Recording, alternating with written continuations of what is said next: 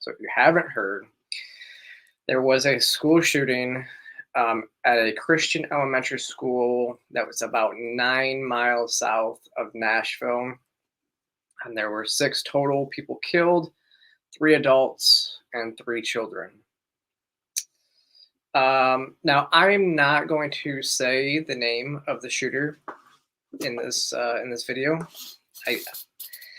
I tend to believe that when you do, you sometimes make these people famous, and that we don't want to give them more attention, so that you have more people. It can actually incentivize other copycat shooters because this is a way that they can get famous even postpartum, and so I don't like to do that. If I had more of the victims' names, I would release those. They'd actually probably be scrolling at the bottom of the screen right now, but I have not seen those yet. It's all happening fairly quickly. So let's jump into it. Here's the headline from NBC News. As I just said, 6 killed, including 3 children.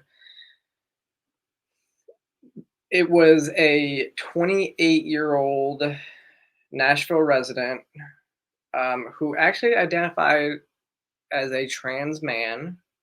And so that means it was a female, which a lot of these mass shootings do not take place. Like, females don't commit mass shootings usually. And so this one's a little bit different in that regard. They also said it had assault style rifles, which obviously, as we've seen, there has been no hesitancy to now start pushing for gun control, as we always see happen after these types of situations. It's kind of disgusting when you really look at it. And like I said, off the top, it's good to note that it was a Christian school. It was a small school that opened around 2001 by the Presbyterian Church, and it only has about 209 students. Now, this the shooter, it is reported that they attended the school in their youth, and so just talking about that, it's interesting because, again, like I said, the person ended up being a trans man, and it is an attack on a Christian school, which they attended. And so there's no doubt that this should be looked at as a hate crime. It should be looked at as something that, this person targeted this building where they went to school, and probably didn't like it very much, especially when the media likes to claim that it is, right-wing Christian nationalists who are the enemy and that are trying to, bring LGBT people down. There's this mass genocide, as they would say, against the LGBT community, which the studies don't show it. There's nothing that shows that, trans people are targeted for attack anymore. In fact, it kind of shows the opposite, especially when you look at the reasons behind, trans people that are murdered are usually based because of, drug violence, prostitution, and stuff like that.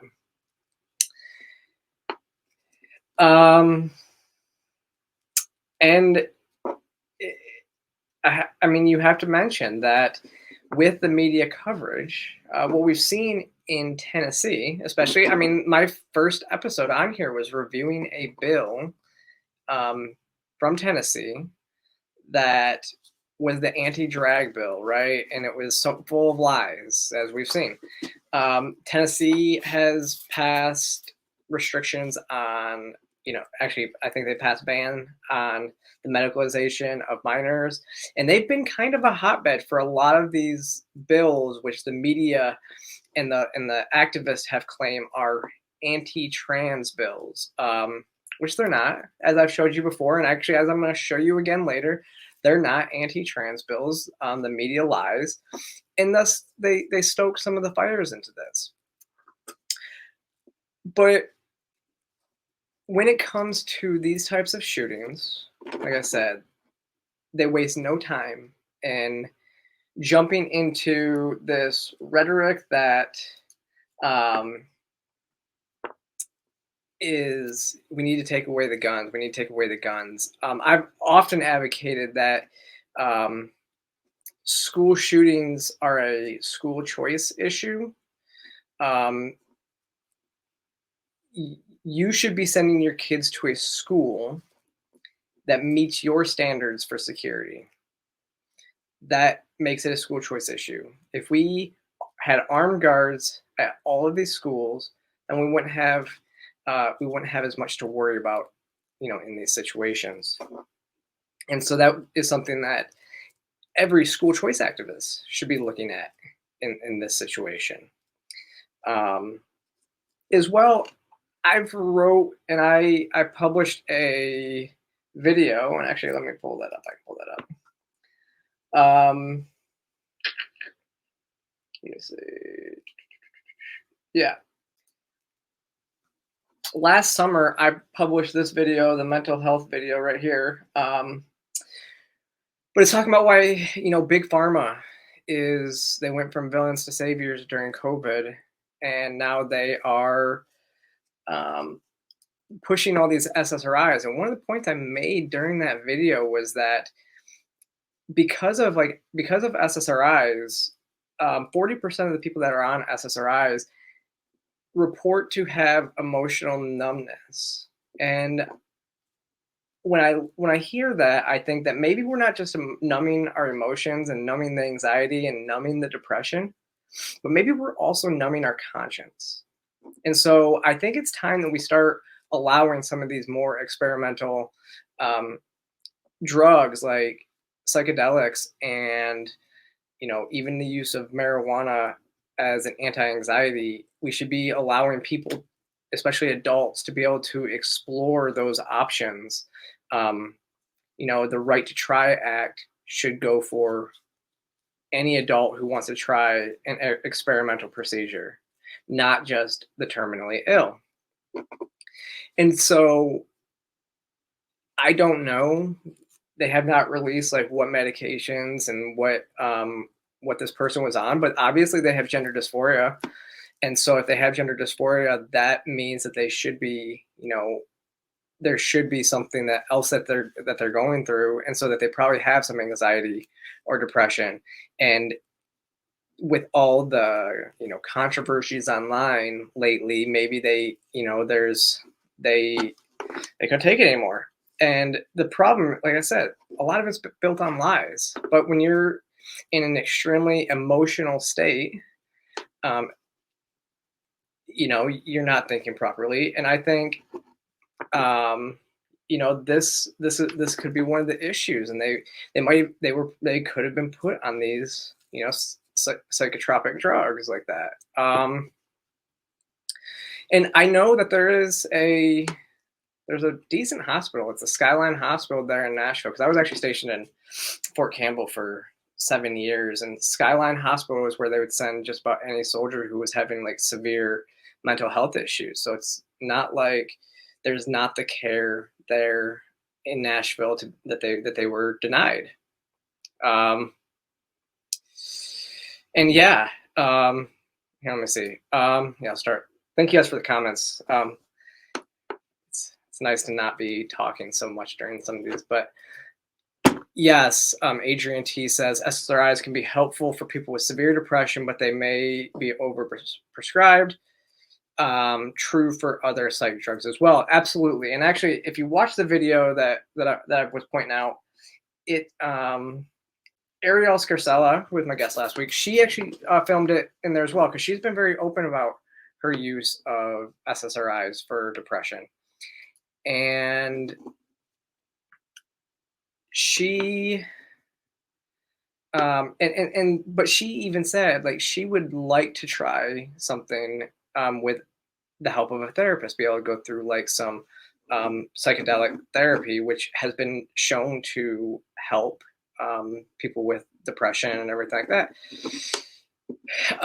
And so, but that is an issue. SSRIs are way overprescribed. Like during COVID, we've seen just the levels have skyrocketed of SSRIs. It's been crazy.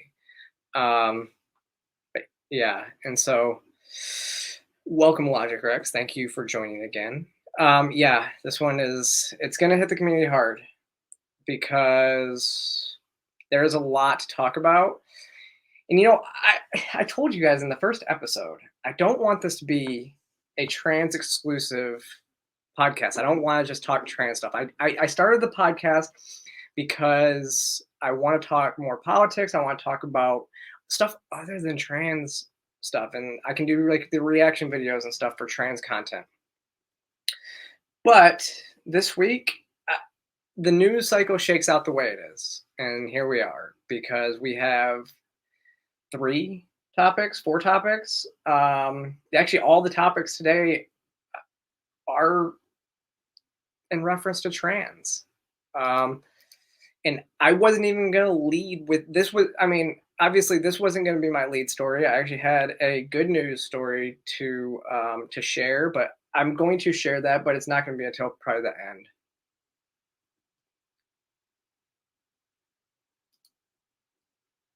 So I had not heard that SSRIs cause this behavior in teens. I've just noted that it says 40% can feel can feel emotional numbness. You're right. This person was 28, and that's the thing is a lot of people have been reporting that this was a teen. This is not a teen. This person was 28 years old, and who knows what they were going through in their lives to be able to go out there and do something like this. But from what the police kind of said is the person went to school there and they found detailed maps of the school, and the police engaged. The police killed her, and because she was prepared to do more harm.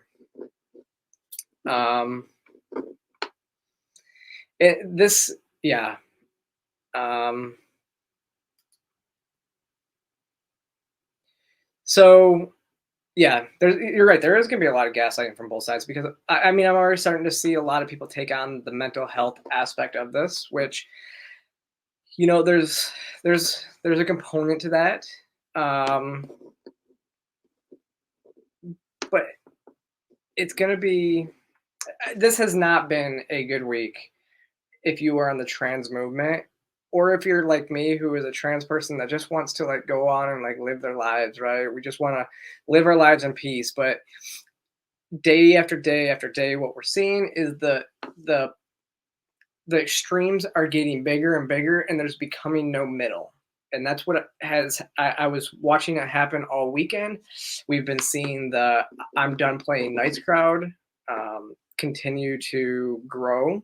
And we've also seen trans activists doing, just acting in the worst ways you can even imagine. And just capped off the weekend is this shooting. It's absolutely heartbreaking. But this is interesting. Oh, so you said there's still a question if the shooter was non-binary and not trans. Now, I don't know, because the thing about that is that they had he him pronouns in their LinkedIn bio, which I've seen. So I'm pretty sure it was, like I said, a trans man.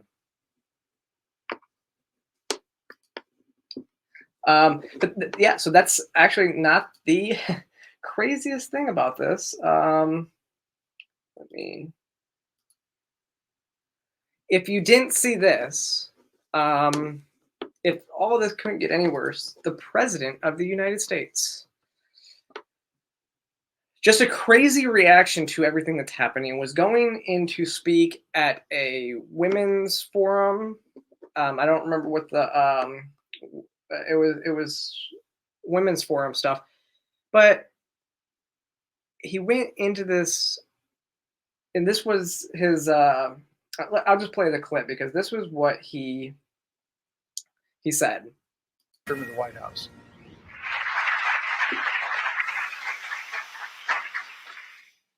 My name is Joe Biden. I'm Dr. Joe Biden's husband. And I ate Jenny's ice cream, chocolate chip.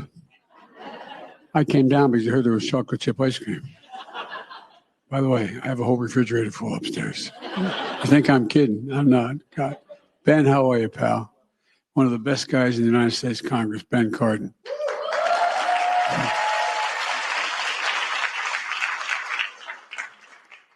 Folks, it's a delight to have you all here. And who are those good-looking kids back there? They're your kids, all four of them? Well, stand up, guys.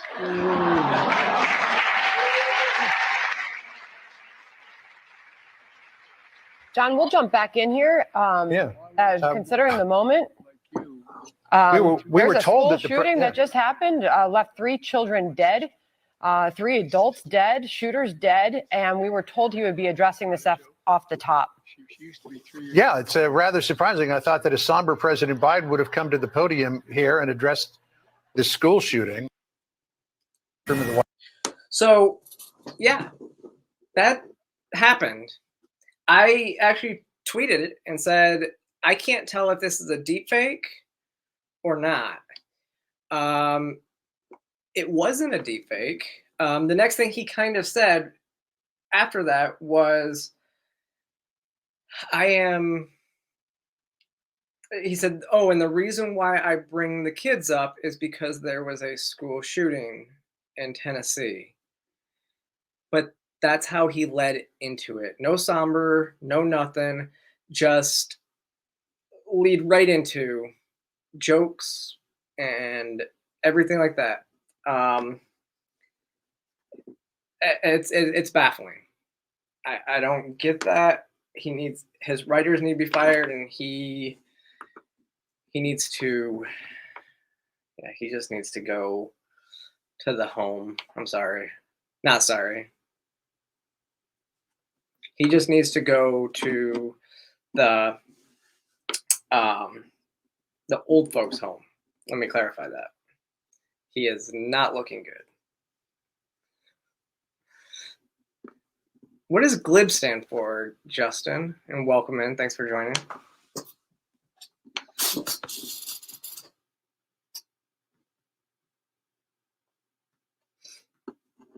While I wait for that. But yeah, so that was... It's definitely a rough take, and